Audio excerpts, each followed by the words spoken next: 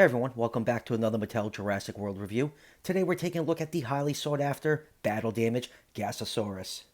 This figure is part of the newest wave of battle damage figures that unfortunately has not shown up in the US yet. This wave started showing up in South America and Mexico a few months ago, and I actually traded for this figure to a fellow collector in Mexico for some Jurassic Park stuff that he wanted, and it took a couple months to get here, but I'm so happy to finally have this figure in hand. And also, this wave has recently started showing up in Canada, so hopefully this wave finally shows up in the US, unlike the last wave that had the battle damage Monolophosaurus and Proceratosaurus.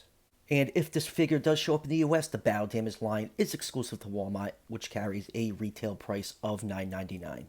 So let's just go over the packaging really quick before we crack this figure open. It comes in the Primal Attack style packaging with the paddock fences and the sunset background. You got your Jurassic World logo up here, battle damage logo in the corner, Owen in blue as always, and spinning around you get a nice full art picture of the Gasosaurus showing off its battle damage feature.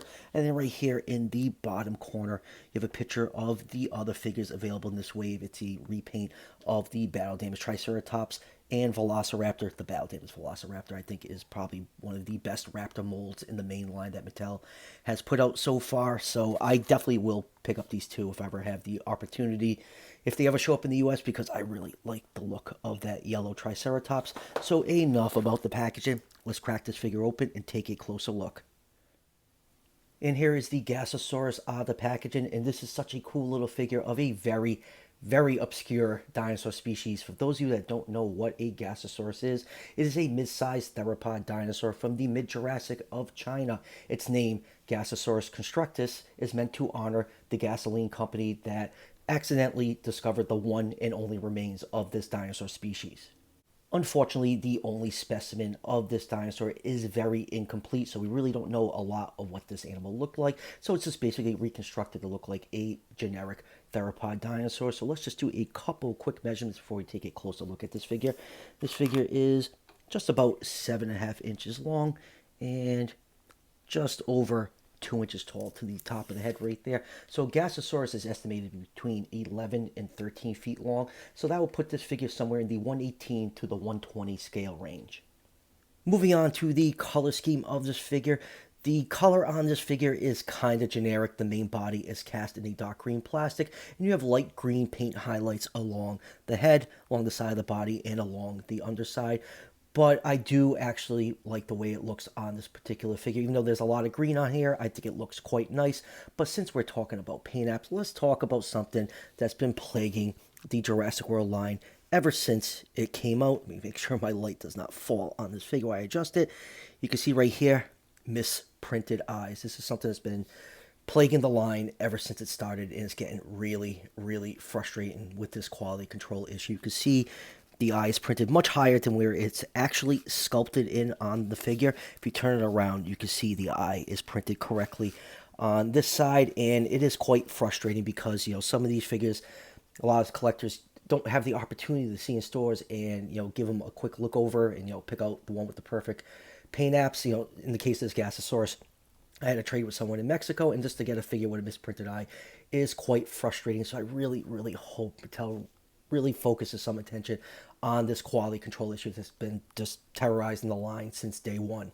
So anyways, opening up the mouth right here, you can see the teeth are painted in a white color, and there's actually no sloppy paint on the teeth. That is also another problem that we see from time to time on these figures. And then inside the mouth right here, you can see the tongue is painted in pink. You got some nice pink gum tissue, and the back of the throat is actually painted in pink. And then looking at the face right here, you can see that light green paint app along the side of the face. The head is actually very well sculpted. You can see some nice fine scale detail along the lower jaw. And the skull, you can see this nice little bony ridge going from the inorbital fenestra over the eye and to the back of the ear. And then going down to the neck, you can see some nice folds and wrinkles. There's some very light fine scale detail along the main body of this figure. Going down to the hands, you can see the arms are cast in that light green plastic. Has 3 claws. None of the hand claws are painted. That's pretty typical for most of the figures in the line. And then going down to the feet, you can see some nice, well-sculpted feet. The feet are a little bit oversized, but they're definitely not as bad as the Raptors. All in all, the figure is very proportionate looking.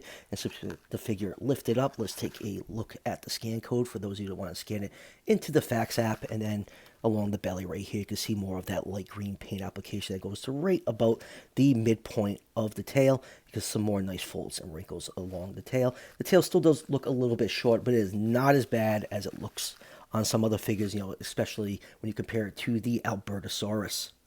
Articulation-wise, this figure has some decent articulation. The mouth can open up that far and fully close, and the neck right here is on a hinge joint. It allows the head to look up and to look down that far and rotate 360 degrees. You really don't see a lot of this type of head articulation on some of the Jurassic Park figures, so every time we get a figure like this, like the Battle Damage Velociraptor and Battle Damage Proceratosaurus, is definitely a welcome addition. You could get some really nice poses out of that with that joint right there. And then moving down to the arms can move forwards and backwards. They are on a hinge, which allows you to swing the arms out. The legs can move back that far and forward that far, and there is a ratchet in there that allows the leg to click back into its neutral position. And then you also have some hip pivot, and then right here along the tail, the tail can rotate 360 degrees. And this type of articulation is kind of pointless. I really wish someday Mattel will start adding hinge joints to the tail to allow from side to side movement like they did with their recent Attack Pack Colovosaurus.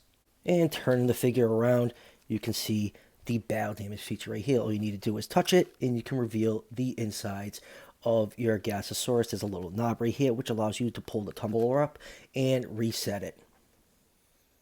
Alright, let's move on with some comparisons. First up is one of the human figures.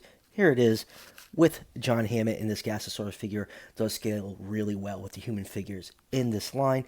And next up is the Savage Strike Scutosaurus, which I still believe is one of the best Savage Strike figures released so far in the line. And then here are some of its Battle Damage brethren. Here is the Battle Damage Plesiosaurus. And for those of you that are still looking for this figure, some collectors have posted online that this figure, along with the Battle Damage Pteranodon, are currently being found at Five Below for $5. So if you have not got your hands on this figure, it might be worth a trip to that store.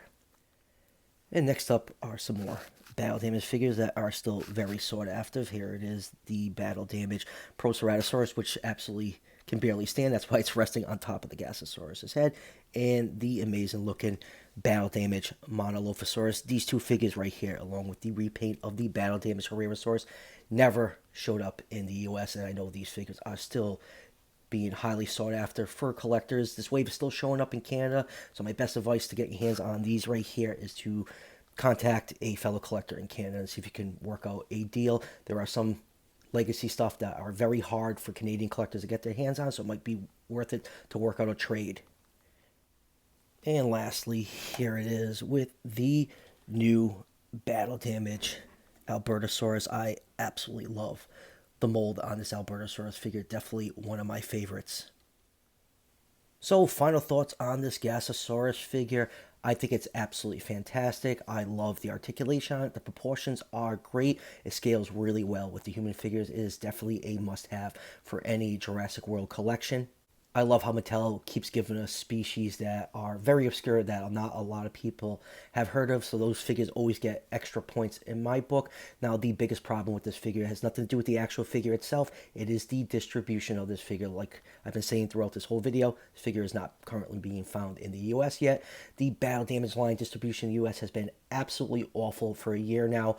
I know a lot of people blame Mattel on that, but you also have to blame the retailer that carries this line, Walmart. If you walk into most Walmarts, a lot of them still have a lot of the original waves of Battle Damage figures clogging the shelves. They're on rollback.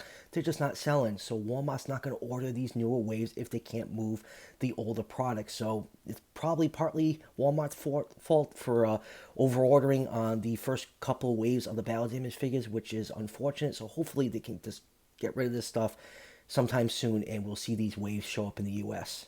So that will do it for the review. As of right now, I am caught up with all the figures that are currently out that I want in the Jurassic World line. Really, the only thing I'm looking for, it just started showing up. It is the Camp Cretaceous box set with the repaint of the Ceratosaurus and the Attack Pack, Charlie and Blue.